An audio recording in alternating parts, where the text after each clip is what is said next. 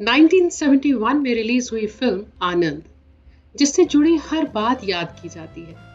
ऋषिकेश मुखर्जी की डायरेक्शन हो, इसमें राजेश खन्ना की परफॉर्मेंस को उनके करियर की बेस्ट परफॉर्मेंस कहा जाता है।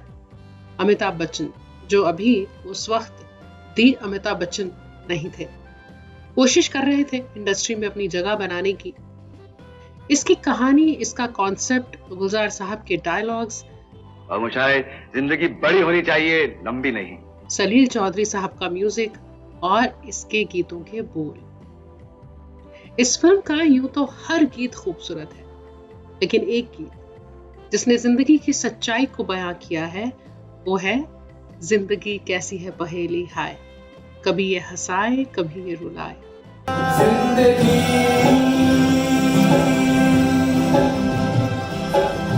कैसी है पहेली हाय।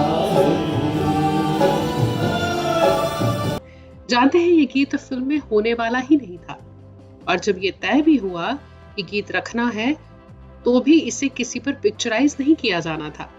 क्यों?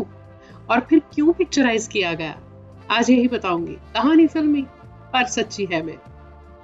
फिल्म आनंद में 5 गीत थे, जिसमें से 2 गीत गुलजार साहब के लिखे हुए थे और एक कविता जिसे गुलजार साहब ने लिखा और अमिताभ बच्चन साहब ने फिल्म में पढ़ा, और 2 गीत योगेश गौर जी ने लिखे थे। वो 2 गीत थे कहीं दूर जब दिन ढल जाए। इस गीत के 2 वर्जन थे फिल्म में, मेल और फीमेल, जिन्हें मुकेश साहब और लता जी की आवाजों में रखा गया, और जिंदगी कैसी है पहेली हाय, जिसे मन्ना डे साहब ने गाया। अब हुआ यूं कि फिल्म आनंद बन रही थी और गीत गुलजार साहब भी लिख रहे थे। एक गीत रिकॉर्ड भी हो चुका था, मैंने तेरे लिए ही 7 रंग के सपने चुने। योगेश अभी नए थे इंडस्ट्री के लिए।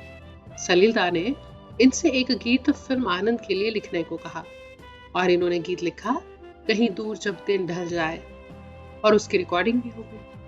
अब एक गीत जो लता जी की आवाज में और रिकॉर्ड किया गया, जिसे गुलजार साहब ने लिखा, ना जिया लागे ना, इस धुन पर योगेश जी ने गीत किसी और फिल्म के लिए सलील साहब के लिए लिखा था, लेकिन क्योंकि ऋषिदा की फिल्म का सेट लगा हुआ था, गीत की जरूरत थी, तो धुन इसी फिल्म के लिए गीत के लिए रखने का तय किया गया और गुलजार साहब ने उसे लिखा।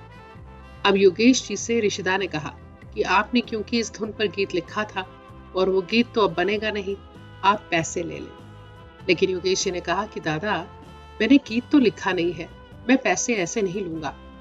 तो ऋषिदा ने कहा कि चलो तुम एक गाना लिख दो, हम उसे टाइटल जब चलेंगे तब डाल देंगे। गाना रिकॉर्ड हुआ और जब राजेश खन्ना ने सुना, उन्हें बहुत पसंद आया और उन्होंने ऋषिदा से कहा कि इस गाने को उन पर पिक्चराइज करें।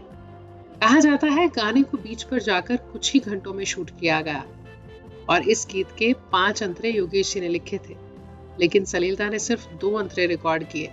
कहा ना, इसे सिर्फ टाइटल्स के लिए ही पहले रिकॉर्ड किया गया था।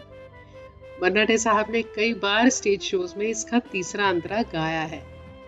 ये राजेश खन्ना साहब के लिए मन्ना डे साहब का गाया हुआ पहला सोलो गीत बन गया। मजेदार बात यह भी है कि इस फिल्म के बाकी सभी गाने मुकेश साहब ने राजेश खन्ना के लिए गाए थे।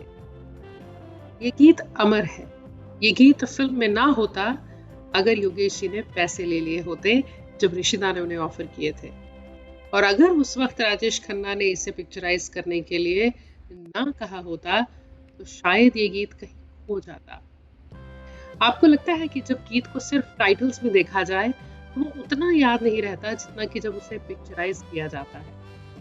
और ये सच है कि हम जब कभी भी इस गीत को गुनगुनाएं तो राजेश खन्ना साहब वो समंदर किनारे, वो गुब्बारे हाथ में लिए, अपने सिग्नेचर स्टाइल में मुस्कुराते हुए, अपने अंदाज में चलते हुए नजर आते हैं।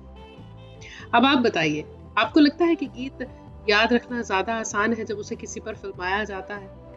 ऐसा कोई गीत जो आपको याद हो क्योंकि उसकी पिक्चराइजेशन बहुत खूबसूरत है, तो उसे कमेंट्स में लिखिएगा। कहानी अच्छी लगी हो तो लाइक करिएगा और फिर कमेंट भी जरूर करिएगा, और चैनल सब्सक्राइब नहीं किया है तो वो भी जरूर करिएगा।